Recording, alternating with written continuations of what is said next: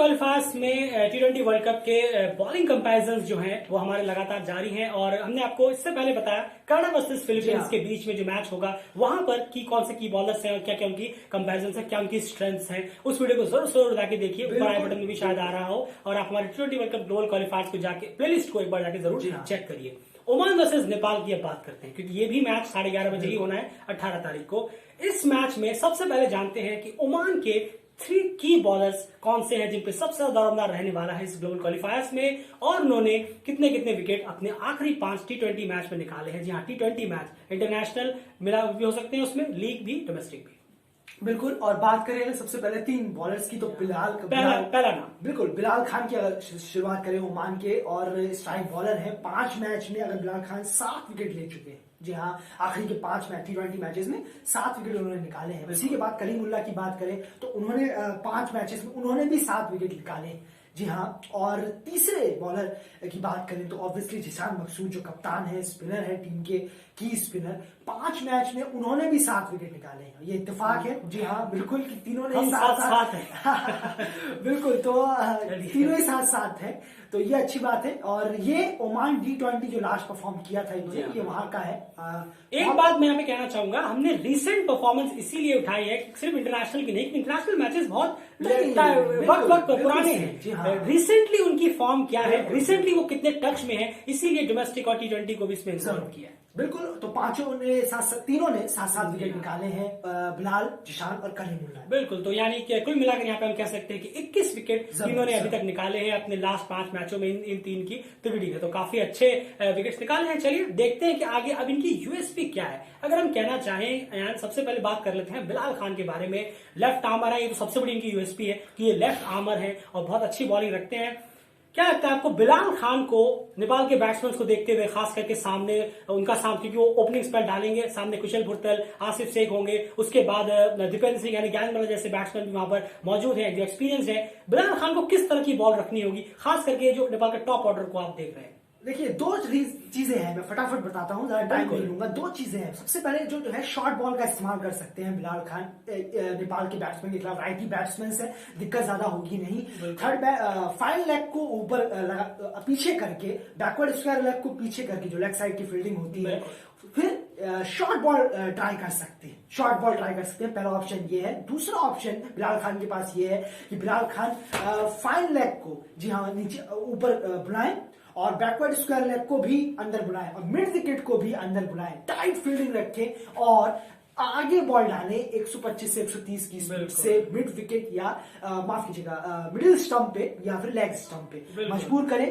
कि batsman drive खेलने की तरफ जाए मिड विकेट की तरफ, और मिस कर जाए तो पैड पे लगे या बोल्ड हो जाए। बिल्कुल, और अगर वो टच भी करते हैं तो डेफिनेटली सामने वहां पर कैच के भी ऑप्शंस बनेंगे, जो कि एक इसका एग्जांपल बहुत अच्छा है। कावा मोरिया का आपने स्पेल देखा होगा स्कॉटलैंड के खिलाफ टी20 वर्ल्ड कप में। अगर आपने नहीं देखा उस मैच का एक बार हाईलाइट जरूर जाके देखिए, आप समझ जाएंगे हम किस तरह की बॉलिंग की बात कर रहे हैं। उसी तरह की बॉल में काइल कॉर्डजर को फंसाया था कावा मोरिया ने भी, और उस मैच में 4 विकेट निकाले थे, बहुत सक्सेसफुल रहे थे। बिलाल खान को कहीं ना कहीं ये करना होगा। कलीमुल्ला की बात करें, उनके हाइट को देखते हुए, उनकी लाइन को देखते हुए, स्पीड भी अच्छी खासी है। क्या लग रहा है आपको? मेरे फेवरेट बॉलर है, मैं भी जानना चाहूंगा आखिर वो क्या करें, खास करके नेपाल के बैट्समैन को देखते हुए, क्योंकि मिडिल ऑर्डर में उनको भी बॉलिंग करा। नहीं, आपने ये सही कहा, क्योंकि राइटी बैट्समैन ज्यादा है नेपाल के पास, लेफ्टी कम है। ऊपर के तौर पे देखें तो ये चौथे स्टंप का इस्तेमाल कर सकते हैं कलीमुल्ला, अगर कहना होगा। यहाँ वेस्ट हाइट के ऊपर अगर वो बॉल रखें और कोशिश करें कि बैट्समैन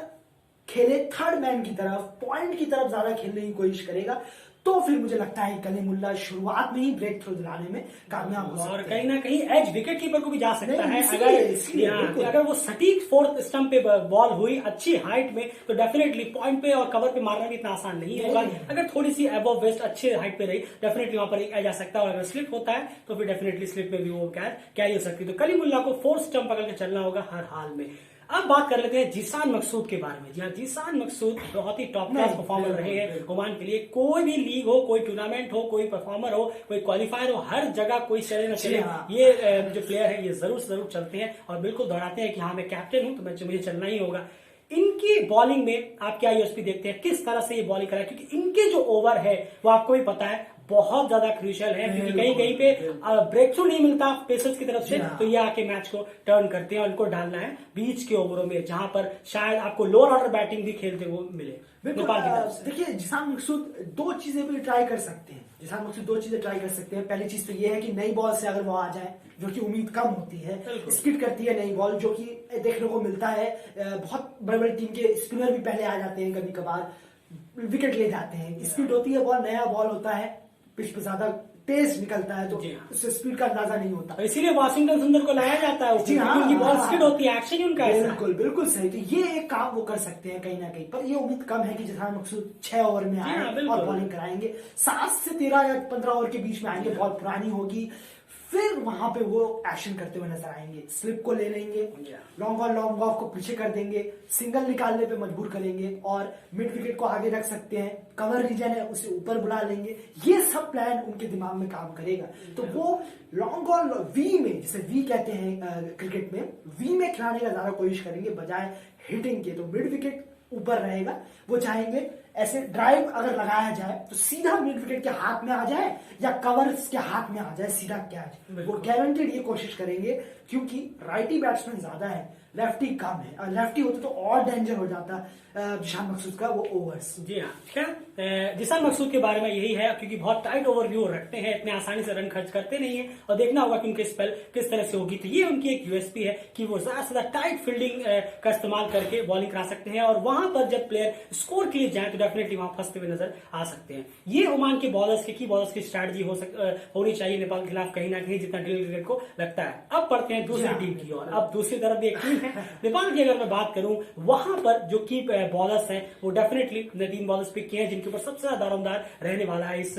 मैच में। सब एक एक करके शुरुआत करें हैं। सबसे पहला नाम बिल्कुल कमल हैरी। जी हाँ, कमल हैरी जो है उन्होंने 5 मैच में अपने लास्ट में 13 विकेट लिए हैं कमल हैरी के। उसके बाद करण केसी की अगर बात करें तो करण केसी ने भी 5 मैच में 7 विकेट लिए हैं अपने आखिरी के। ज्यादा ठीक परफॉर्म नहीं हो रहा है करण केसी से, थोड़े इकोनॉमिकल रह रहे हैं, पर चलिए कोई बात नहीं, इकोनॉमिकल तो है कम से कम। संदीप लामिछाने में वो भी बहुत बड़ा फैक्टर है। जी हाँ बिल्कुल। और संदीप लामिछाने की बात करें तो ऑब्वियसली वो बिग बैश में है, तो 5 मैच में उन्होंने 6 विकेट उन्होंने निकाले हैं। इतनी हाई क्वालिटी के सामने उनका तो खैर अलग ही है, और इकोनॉमी उनकी शानदार रही है, 20-25 से ज्यादा रन देते नहीं है। नहीं, बिल्कुल बिल्कुल सही कहा आपने। तो ये इन तीनों का फिलहाल है, और तीनों ने मिलकर 26 विकेट निकाले हैं कहीं ना कहीं, और सबसे मोस्टली तो कमल हैरी ने ही निकाले। जी हाँ, तो यहाँ पर सबसे बड़ी बात यह है, आपने सोचा होगा कि की बॉलर्स में हमने कमल हैरी का नाम यहाँ पर क्यों इंक्लूड कर दिया, क्योंकि कहीं ना कहीं जाहिर सी बात है जितेंद्र मुखिया भी स्क्वाड में है, शायद वो भी प्लेइंग 11 में हो, लेकिन कहीं ना कहीं हमें ऐसा लगता है कि कमल सिंह हैरी को ही पहले मैच में प्लेइंग 11 में खिलाया जा सकता है नेपाल की तरफ से, बजाय जितेंद्र मुखिया के। क्या कहेंगे यार आप? नहीं, इस पे लगता भी है कमल हैरी को, इसीलिए हमने इनको लिया है। जी हाँ, क्योंकि ईपीएल में भी वो परफॉर्म उन्होंने किया, फिर पीएम कप में भी किया, और जितेंद्र मुखिया होंगे टीम में, जरूर होंगे, बॉलर की जरूरत है। पहले मैच की बात कर रहे हैं स्ट्रिक्टली। बिल्कुल, तो कमल हैरी के ज्यादा चांसेस है कि उनको ज्यादा मौके मिलेंगे और मिलने भी चाहिए। चलिए शुरुआत सबसे पहले कर लेते हैं इस टीम के सबसे बेहतरीन बॉलर की तरफ से। अगर मैं बात करूं, जी हाँ, नहीं आप बोलिए। बिल्कुल, संदीप लामिछाने की मैं बात कर रहा हूं।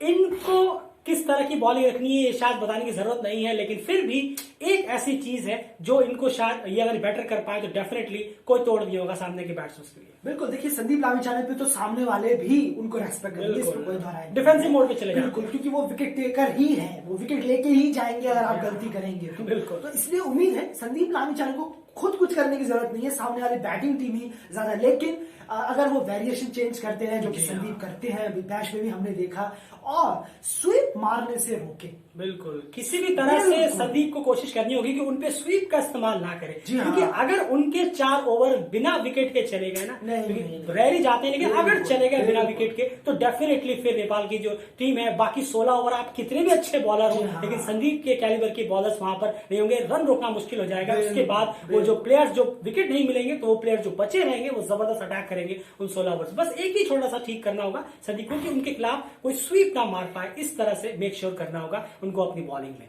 बिल्कुल, और उसके बाद मैं दोनों बॉलर को एक साथ ले रहा हूं यहाँ पे, क्योंकि एक प्लान होना चाहिए, क्योंकि आपके पास जो सामने जो बैट्समैन होगा वो है जतिंदर सिंह है, उसके बाद अयान खान है, जिसान मकसूद है। तो मैं ये सीधे तौर पे ये कहूंगा कि दोनों को जितना हो बॉलर बैट्समैन कोशिश करें कि विकेट टू विकेट प्लीज रखें, क्योंकि ये बहुत इंपॉर्टेंट होगा, क्योंकि शुरू के 10 ओवर में कि वो अगर आप विकेट टू विकेट रखते हैं तो वो गारंटेड है 6 ओवर में वो मारने के लिए जाएंगे। अगर मिस होती है बॉल, जो कि होती ही है, इतना कोई वो नहीं है कि मिस ना ही हो, लेकिन स्टंप टू स्टंप रख पाना ही मुश्किल काम है। अगर वो कमल हैरी और करण केसी कर पाए, से कोई एक भी अगर कर ले अच्छे से, परफेक्शन से कर ले, बहुत मुश्किल होता है, बहुत ही मुश्किल होता है। बोल पाना बहुत मुश्किल, आसान है, करना उतना ही, लेकिन अगर कर दिया तो गारंटेड है कि जरूर आप जतिंदर आकिब को आसानी से निपटा लेंगे और हो जाए। और ईशान मकसूद जब आए तो कोशिश करें कि स्पिनर ही उस टाइम बॉलिंग कराएंगे ज्यादातर, लेकिन मीडियम बॉलर अगर आए तो जैसे डेविड वार्नर आउट होते हैं, उनका एक बार आप जरूर वीडियो देखिएगा। डेविड वार्नर जिस तरीके से आउट होते हैं, बाहर जाती है बॉल, एज लगने के ज्यादा चांस हो जाते हैं, उस तरीके से अगर बॉलिंग कराई जाए, बाहर रखें, उनके लेग स्टंप से बॉल बाहर की तरफ निकल जाए, तो फिर कुछ और ही बात होगी, तो फिर आप ईशान मकसूद को भी रोक सकते हैं। बिल्कुल, कहीं ना कहीं। एंड यहाँ पर जिस तरह से आपने बताया ईशान मकसूद रोकने का तरीका, आपको नहीं लगता है कि यहाँ सागर डकल डेफिनेटली मिस करेगा नेपाल? नहीं, लेफ्ट आर्म स्पिनर तो ऑब्वियसली मिस करेगा। लेफ्ट आर्म स्पिनर तो लेफ्ट आर्म बॉलर ही अगर हो जाता तो उस पर सोने पे सुहागा। हमेशा कहते आ रहे कि एक लेफ्ट आर्म बॉलर को क्यों नहीं पिक किया जाता है, रेगुलर मौका नहीं दिया जाता। स्पिनर ही सही, लेकिन डेफिनेटली एक मिस जरूर करेगा। लेकिन चलिए, जो भी आपके पास है अब उसको लेके बैठना नहीं है, जो भी आपके पास है उसमें आपको आगे बढ़ना ही होगा। खैर, आपने जो कहा कमल सिंह हैरी, उनको स्टंप टू स्टंप रखना होगा, क्योंकि जतिंदर सिंह जो है वो बहुत ही ज्यादा, आप कह सकते हैं ना, वो चंचल टाइप के प्लेयर, उस तरह के प्लेयर्स हैं। अगर आप उनको स्टंप टू स्टंप रखेंगे, डेफिनेटली वो गलती करेंगे। और एक गलती हुई, भले 6-7-10 रन पड़ गए, 1-2 छक्के पड़ गए, आपको लगा रहे यार ये बॉल खराब हो, लेकिन डालते रहिए, डेफिनेटली जतिंदर सिंह वहां पर आपको बोल्ड होते हुए नजर आएंगे या फिर एलबीडब्ल्यू होते हुए नजर आ सकते हैं। बिल्कुल। और स्टंप टू स्टंप डालने से क्या होता है कि आप सिंगल जो होता है वो इतनी आसानी से नहीं मिलता, इसलिए तो ये बॉल इतनी सिंगल हल्के से टच करने जाएंगे तो उसको बोल्ड भी हो सकते हैं। बिल्कुल बोल्ड हो सकते हैं, एलबीडब्ल्यू हो सकते हैं, और सामने बॉलर्स को कॉटन बोल्ड हो सकते हैं। तो ये सब चीजें बहुत मैटर करती हैं। तो अगर 48 बॉलें, जी हाँ, 24 बॉलें दोनों की हैं, 48 बॉल में से मैक्सिमम बॉल अगर स्टंप टू स्टंप डल गई तो फिर, लेकिन आगे डलें, आगे अगर आप बॉल डालेंगे ना तो फिर काम नहीं चलेगा। आगे अगर आप रखेंगे, क्योंकि आगे मुझे नहीं लगता कि आगे विलियर्स जतिंदर सिंह के लिए कुछ मुश्किल होने वाली है, वो धो देंगे अगर आगे रखेंगे। बिल्कुल, देसी लैंग्वेज में बोलूं तो बिल्कुल। तो कहीं ना कहीं ये सारी चीजें होती हैं यहाँ पर। और सब एक आजकल और बहुत देखने को मिलता है कि बहुत ज्यादा कोशिश करने की कोशिश होती है बॉलर्स की तरफ से। ये मैं बहुत देखता हूँ आजकल, टेस्ट क्रिकेट में भी बहुत सारे हैं, बहुत कुछ करने की कोशिश करते हैं। एक ओवर में शॉर्ट बॉल डाल दिया, बाहर निकाल दिया, यॉर्कर मार दी, ब्लॉक होल में डाल दिया, कहीं पे कोई अलग तरीके फुल टॉस रख दी। इतनी कोशिश मत करिए, इस कोशिश में और ब्लंडर हो जाए कहीं ना कहीं। सिर्फ stick to stick, stump to stump रखिए, 4 स्टंप तक चलिए आप रख सकते हैं, और आपको आगे नहीं रखनी है तो डेफिनेटली इस तरह से आप कहीं ना कहीं पार पा सकते हैं सामने जो बैट्समैन होंगे, जतिंदर सिंह, आकिब इलियास, क्योंकि किसी भी हाल में सामने की बैट्समैन को आपको कमजोर नहीं आंकना है। इसी तरह से एक बॉलिंग स्ट्रैटेजी अपनाई जा सकती है इन दोनों टीमों की। उम्मीद है आपको वीडियो पसंद आया, प्लीज वीडियो को लाइक जरूर करिएगा। हमारे एफर्ट्स के लिए हम सारे रिसर्च करके आपके सामने लगातार लाने की पूरी कोशिश कर रहे हैं। कनाडा वर्सेस फिलीपींस मैच हम डाल चुके हैं, एक बार जरूर देखिए। T20 world cup global qualifier playlist को भी जाके जरूर अभी के अभी चेक करिए, काफी इंपॉर्टेंट वीडियोस वहां पर भी ऑलरेडी इंक्लूडेड हैं। आगे कल फिर हम 2 और वीडियोस लेकर आएंगे बॉलिंग कंपैरिजंस को लेकर, क्योंकि कहीं ना कहीं 18 को 2 और मैचेस हैं जो कि 3:30 बजे वाले हैं। वो 2 मैचेस के भी आपके सामने लेकर आएंगे। फिलहाल इस वीडियो में ट्विटर और इंस्टाग्राम पे फॉलो जरूर करिए, अभी जाके सिर्फ डेली क्रिकेट DC टाइप करिए, वहां पे cricket score, live updates, cricket news सब हम प्रोवाइड कराते रहते हैं।